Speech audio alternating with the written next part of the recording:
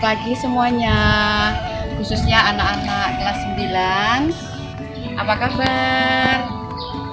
Baiklah anak-anak, saya ucapkan Assalamualaikum warahmatullahi wabarakatuh. Pada kesempatan yang berbahagia ini, saya ucapkan salam swastiastu dan selalu sehat ya. Meskipun kita belajar dalam suasana yang pandemi seperti ini dari rumah, tetapi tidak menutup niat saya untuk menyampaikan materi pada pertemuan kita yang kelima. Kita memasuki bab kedua. Materi bab kedua kita yaitu tentang patung. Anak-anak tadi sekilas sudah melihat ya aneka patung yang ada di belakang saya. Nah, kalau kita berbicara tentang patung, kita berbicara tentang hasil karya seni rupa yang berukuran 3 dimensi. Seperti ini anak-anak. Anak-anak akan ibu lanjutkan ya. Sudut lain dari pembuatan patung ini diantaranya adalah sebagai sarana upacara. Bentuk-bentuk patung yang ada di belakang saya ini menunjukkan suatu aktivitas manusia pada zaman dahulu yang terimplementasi dalam sebuah karya seni rupa yang sangat luar biasa. Ya, patung-patung ini memang banyak sekali dibuat oleh para seniman dari Bali utamanya. Cukup banyak, cukup bervariasi. Jadi pada dasarnya, kalau kita berbicara tentang karya patung, itu adalah suatu bentuk yang merupakan implementasi manusia dalam mewujudkan tujuan hidupnya. Baiklah anak-anak, ini contoh dari patung-patung figuratif ya, alam manusia. Di sini ibu akan memberikan satu contoh lagi, patung yang bersikap abstrak. Kalian tahu abstrak? Abstrak itu tidak ada di alam nyata, tetapi adanya hanya di alam khayal. Tetapi memiliki suatu keunikan dan tersendiri. Baik, mari sekarang kita lihat patung alam abstrak itu. Anak-anak, inilah contoh patung yang berbentuk abstrak. Dia tidak bisa kita artikan secara nyata, ya. Patung ini hanya berupa garis-garis bidang, garis-garis lengkung, dan berupa lingkaran. Nah, tetapi setelah jadi, patung ini luar biasa, memiliki suatu nilai seni yang indah.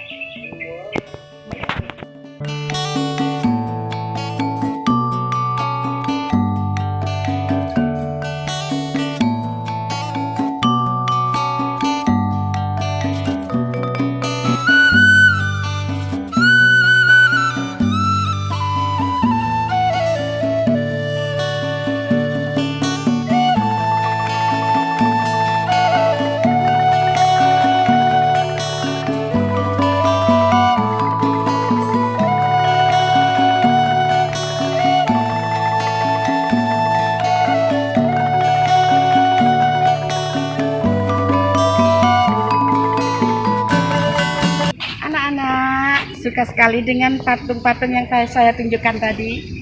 Nah, ini adalah bentuk patung yang berikutnya. Ya, kalau sekilas kita perhatikan, ini berbentuk apa? Iya, seekor gajah ya. Dalam jenisnya, ini termasuk bentuk patung bersifat alam fauna ya, karena kita mengambil tema itu dari alam binatang. Jadi, semua binatang-binatang yang ada di sekitar kita sebetulnya dapat kita kreasikan dalam sebuah seni yang sangat luar biasa ya. Jadi inilah satu contoh hasil patung bersifat fauna seekor gajah. Nah anak-anak, patung ini kalau ditinjau dari alirannya ini romantis sekali ya. Seorang ibu yang sedang membawa nampan kuali air ya. Ini adalah suatu kehidupan konkret di alam nyata ya, terutama budaya Bali. Budaya Bali itu identik dengan seorang wanita yang mengambil air dengan membawa kuali seperti ini. Jadi kalau ditinjau dari sifatnya, patung ini beraliran romantis. Berikut ini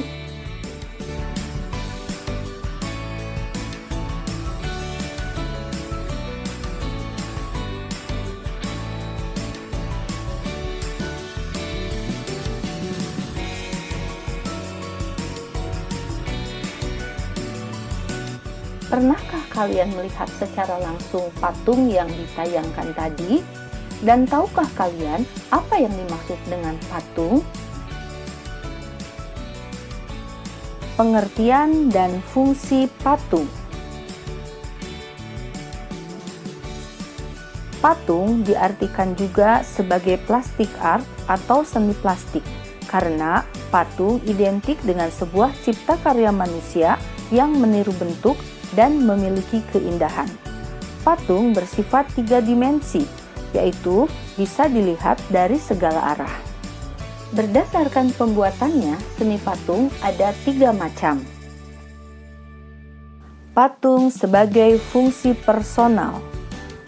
Karya seni patung diciptakan semata-mata untuk kepentingan personal atau pribadi, sebagai ekspresi perasaan dan ungkapan pribadi termasuk tujuan religi. Contoh patung sebagai fungsi personal.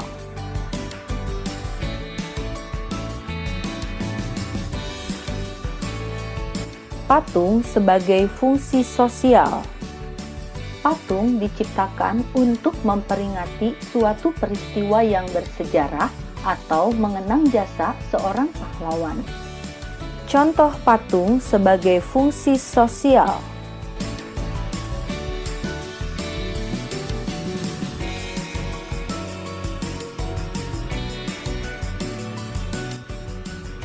Patung sebagai fungsi fisik. Patung dibuat untuk dinikmati keindahannya. Patung sengaja dibuat untuk menghiasi sebuah taman sebagai dekorasi di sebuah gedung dan juga berfungsi memperindah sebuah konstruksi bangunan. Contoh patung sebagai fungsi fisik.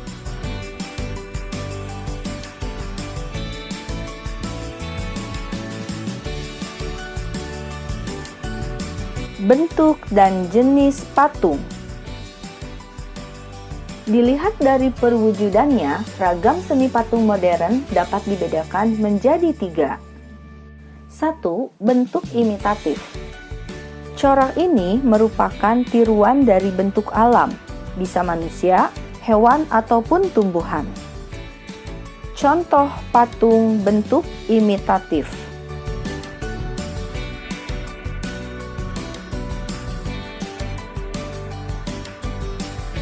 Bentuk non-figuratif. Patung ini secara umum sudah meninggalkan bentuk-bentuk alam untuk perwujudannya. Corak abstrak dipengaruhi oleh aliran konstruksi.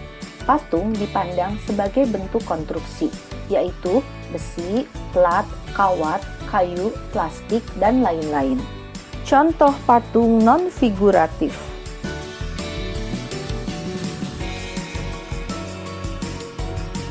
Patung corak deformatif, bentuknya telah banyak berubah dari tiruan alam sesuai imajinasi pematung. Contoh patung corak deformatif.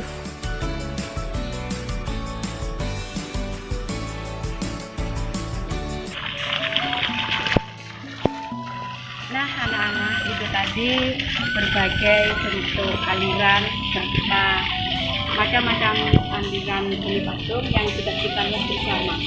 Semoga pelajaran hari ini bermanfaat buat kalian semua. Satu hal yang perlu saya ingatkan, meskipun kita belajar dari rumah, tetap menjaga kesehatan. Jangan lupa selalu beristirahat, jangan terlalu banyak beraktivitas, hindari berkerumun, dan selalu menggunakan masker.